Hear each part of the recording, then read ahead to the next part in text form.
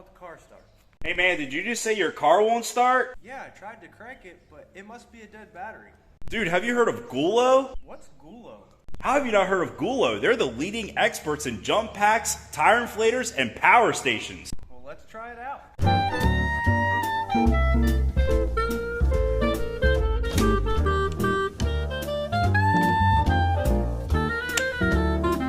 One hour later. Alright man, give it a try.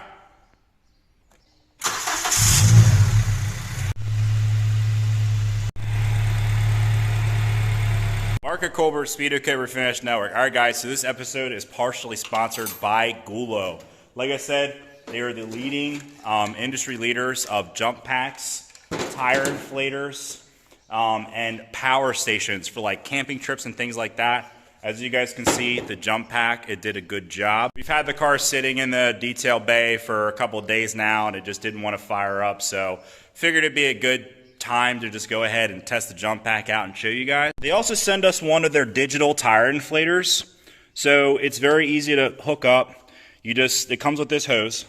Here's your charging port. It's a Type-C charger, which they do include the charging cable. Now, we did purposely flatten this tire just for demonstrational purposes. Also, Ben wanted to show us a cool feature, which I didn't know. If you're trying to air up your tire in the dark, it's actually got a light on it, so... And then if you're on the side of the road, it has a strobe light for safety. Yep, and you could stand it up. Yep. For all you people that have seizures, sorry.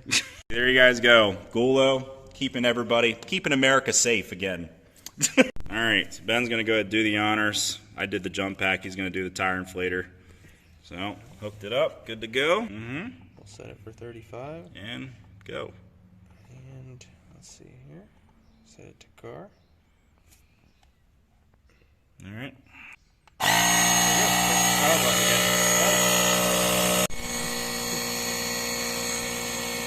This thing is really awesome, I gotta say. Like, hit a button, walk away. It's just sitting there doing its thing. We could be drinking our morning coffee, or if you're on the side of the road, staying in your car. Versus like some of the other tire inflators, you got to sit there and you got to hold a button or something. I know like my other tire inflator, my Bayer, you got to sit there. Not safe, especially when it's dark, to be sitting there next to your tire. It's a very good and easy way to die, get hit by a car. So this is super nice, especially for safety. Between the strobe light on it and, you can sit in your car while this is doing what it needs to do. It's already at 12 PSI. And that is probably enough tire pressure to get where you need to go. Gulo, buy it. I am highly impressed by these tools. They are amazing. Alright, so anyways, about the car. So, it's my RSX. I think you guys saw me post about it not that long ago. I think I made a YouTube, just a post about it. It is a base model, but it is manual transmission. It is in actually pretty good condition. I mean, it is pretty dang straight. No major dents. It's got a little bit of rust on this quarter, which we can fix. However, we got one really nice crease in this trunk right here. You guys can see it right in the lip. And I don't think that that's factory, because here it's flat and you can kind of see the waviness in it. You can see that. It's kind of hard to see on camera, but that's a dent right there. It's come in, it's a low spot right in that crease right there. So a lot of you guys, I wouldn't say a lot, some of you guys complain, Marco, why don't you show how to do body work and the prep portion? And so today, I am gonna do just that. I'm gonna fully in detail explain how to prep a dent, how to fill it, how to sand it, what the main grits you use, what to top coat it with, etc., etc. All right, Ben, so what grit are you grabbing? 80 grit. So the main grits that we're going to use for dents, 80. If you get one of them Harbor Freight sanders, usually they throw in some 320. This is great right before primer. 220. 220, excuse me. Great right before primer when you're kind of doing your fine sanding. But when you start to sand your dents, you want to start with 80 grit. Now, for technical purposes, okay, it is better, in my opinion, on a professional standpoint, to not burn through the paint. Here's why. A lot of times when you go to bare metal, and a lot of people don't talk about this, some people do, some people don't. When you go to bare metal and then you put body filler straight over bare metal, usually there's no moisture barrier, so it will the metal will actually rust underneath of the Bondo, because Bondo holds moisture, likes to hold moisture. So the metal will actually rust underneath. Some people say that I'm a hack because I'm putting Bondo over paint, but it is actually, on a longevity standpoint, it's better to do that. The paint acts like a sealer, and you see a lot of restoration guys, they take, they're doing bare metal restorations. What are they doing? They're putting primer on it first, like an acid primer or whatever. This has already got that from factory. So if you keep your factory primer and you don't burn through it, you don't have to reprime and then put on your body filler, etc., etc., etc. However, this is just one of my little beat-bot 4-cylinder beater cars. So, does it really matter? No. I'm going to do it however the hell I want to do it. But we're going to go ahead, we're going to start sanding this thing, get it all on film, and might do a couple voiceovers or a couple, whatever. And I'll show you guys the process of a full start to finish dent repair.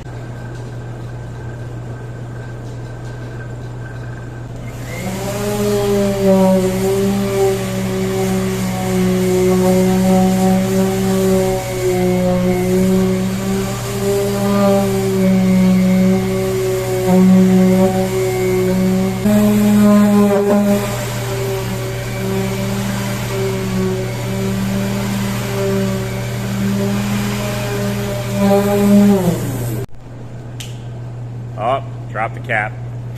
It's bad luck. Yeah, I know. We dropped everything. Alright. So Ben's wiping it down with some Speedo Coat, water-based pre-clean. I know the paint police are probably going to grill us because we're putting water on bare metal. They're probably going to grill us for that one, right? That's kind of rust. Wee woo, wee woo. The long spreaders.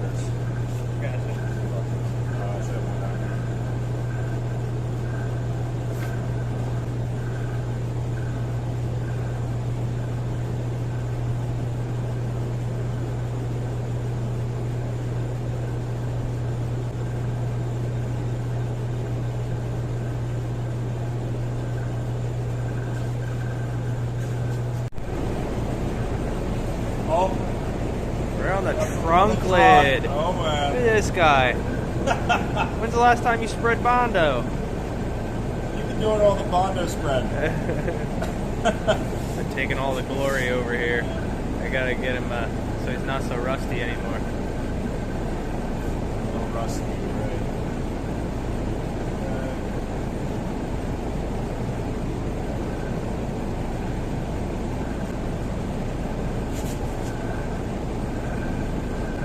Best spread, but it's okay. Nice generous amount, so that way you can sand it down. Check for lows.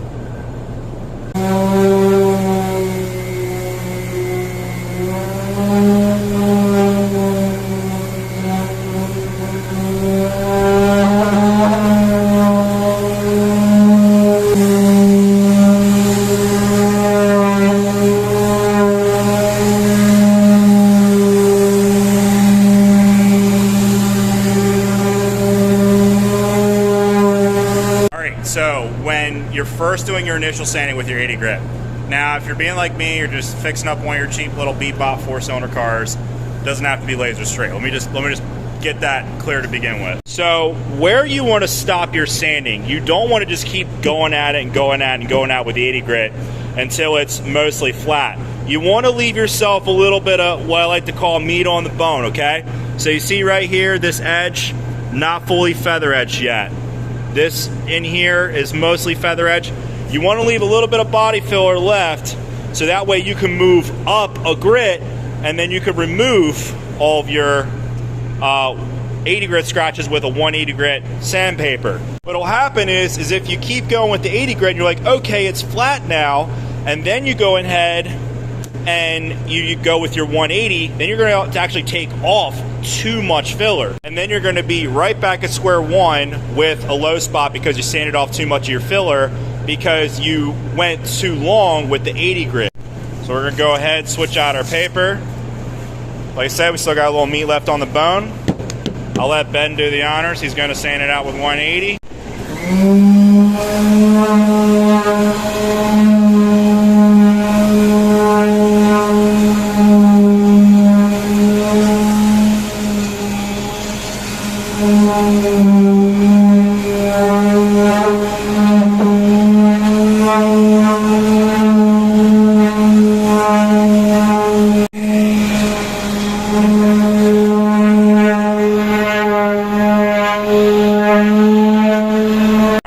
Couple key things that Ben did. Now, we're both professionals of this. He's worked in body shops for years. I worked in body shops for years.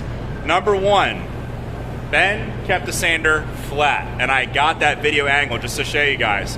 Number two, he went from one end of the dent all the way to the other, and then all the way back. He didn't stop in the middle. He didn't like go back and forth like this. No, he went back, forth, back, forth, back, forth, going over the entire repair area seamlessly in one back and forward motion, which will get you the straightest result, especially if you're doing your body work with a DA. We're gonna clean up some edges, and then we're gonna probably move up one more grit, and then we're gonna go to primer.